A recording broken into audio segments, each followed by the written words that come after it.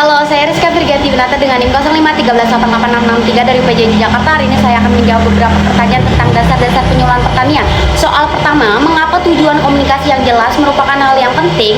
Terdapat 4 poin. Yang pertama, menghindari kesalahpahaman. Dengan tujuan yang jelas, pesan yang disampaikan lebih mudah dipahami oleh penerima sehingga mengurangi resiko kesalahpahaman yang bisa mengganggu proses penyuluhan. Yang kedua, efektivitas. Informasi yang disampaikan dengan tujuan yang jelas akan lebih tepat sasaran, membuat penyuluhan lebih efektif. Yang ketiga, motivasi. Tujuan yang jelas membantu memotivasi penerima untuk memahami dan menerapkan informasi yang diberikan karena mereka tahu apa yang diharapkan dan apa manfaatnya bagi mereka. Yang keempat, evaluasi.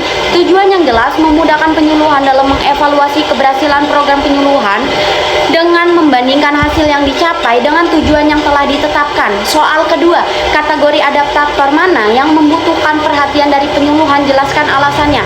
Dalam teori difusi inovasi, kategori adaptator yang membutuhkan perhatian khususnya dari penyuluhan adalah yang pertama, mayoritas awal, earth majority. Mereka cenderung lebih berhati-hati dan membutuhkan lebih banyak bukti dan referensi sebelum mengadopsi inovasi. Penyuluhan harus memberikan informasi yang mendetail dan meyakinkan untuk memfasilitasi adopsi. Kedua, mayoritas akhir, late majority. Mereka lebih subjektif dan membutuhkan bukti nyata dari orang-orang di sekitar mereka yang sudah mengadopsi inovasi.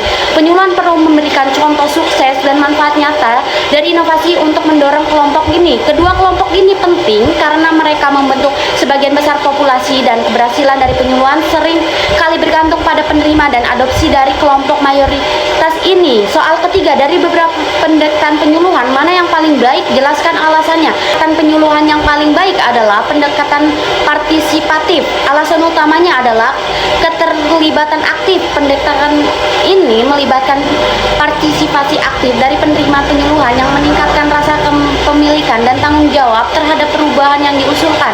Relevansi dan keberlanjutan dengan melibatkan penerima penyuluhan dalam proses perencanaan dan pelaksanaan. Pendekatan ini memastikan bahwa solusi yang dihasilkan lebih relevan dengan kebutuhan dengan kondisi lokal sehingga lebih berkelanjutan. Peningkatkan kapasitas.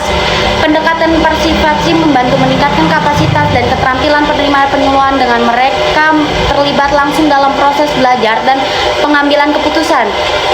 Pemberdayaan, memperdaya penerima penyuluhan untuk mengkontribusi dan mempengaruhi hasil akhir, meningkatkan kepercayaan diri dan kemampuan mereka untuk melakukan perubahan positif di masa depan. Dengan menggunakan pendekatan partisipatif, penyuluhan dapat menciptakan lingkungan yang mendukung perubahan yang efektif dan berkelanjutan yang dapat akhirnya meningkatkan keberhasilan program penyuluhan. Terima kasih telah menonton video ini. Semoga jawaban yang saya berikan bermanfaat bagi Anda. Sampai jumpa di video berikutnya.